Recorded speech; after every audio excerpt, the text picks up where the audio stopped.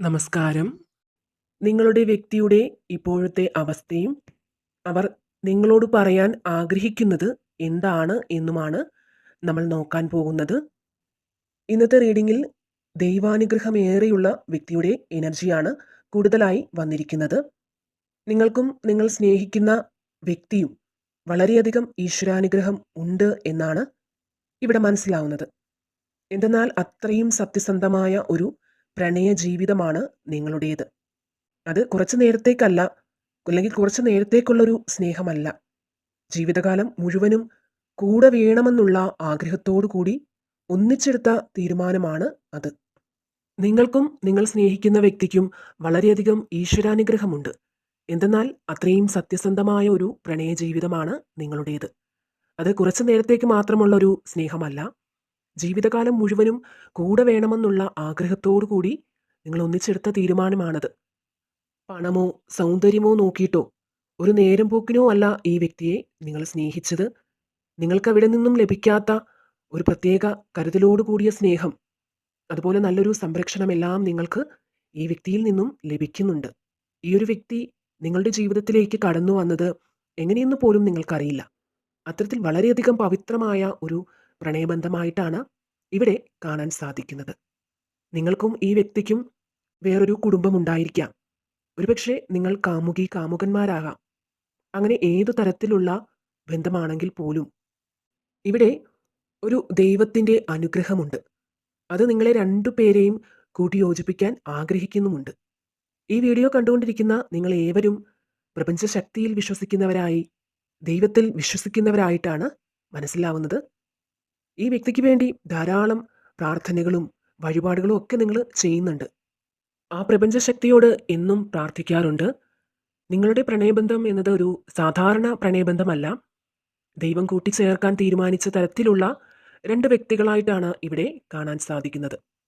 അതുപോലെ നിങ്ങൾ വളരെയധികം ദുഃഖത്തിലാണ് എന്നതാണ് ആ ഒരു കാര്യം ഈ വ്യക്തി മനസ്സിലാക്കുന്നുണ്ട്.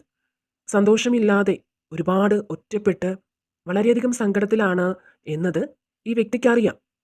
നിങ്ങൾക്ക് ഒന്നിനോടും താല്പര്യമില്ലാതെ വളരെയധികം വേദനിക്കുന്ന മനസ്സുമായിട്ടാണ് നിങ്ങൾ കഴിയുന്നത് എന്ന സത്യം ഈ വ്യക്തി മനസ്സിലാക്കുന്നുണ്ട്.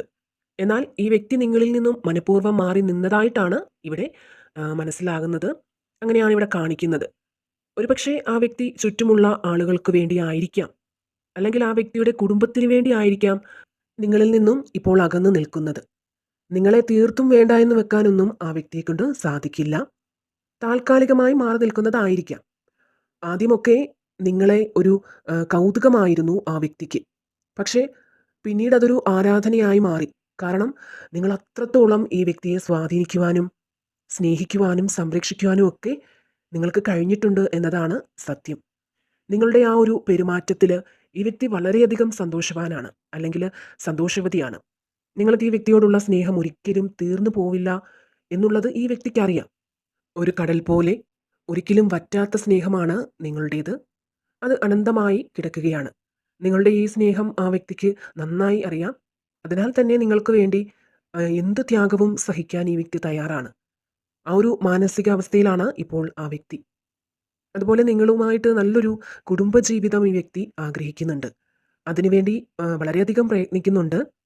അതുപോലെ സമ്പാദ്യശീലമൊക്കെ ധാരാളം ഉള്ളതിനാൽ, അതിനാൽ തന്നെ സാമ്പത്തിക നഷ്ടമൊന്നും തന്നെ നിങ്ങൾക്ക് ഈ വ്യക്തി വരുത്തി വെക്കില്ല.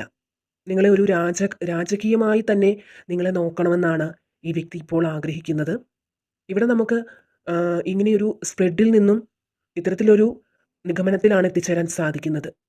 ഈ വ്യക്തിയുടെ പക്കലുള്ള സമ്പാദ്യം എന്നത് ആരെയും പറ്റിക്കാതെയും ചതിക്കാതെയും ഒക്കെ വളരെ സത്യസന്ധമായി അധ്വാനിച്ചുണ്ടാക്കിയ സമ്പാദ്യം തന്നെയാണ്, പൈസയാണ്. അതിൽ ഈ വ്യക്തി വളരെയധികം അഭിമാനിക്കുന്നുമുണ്ട്.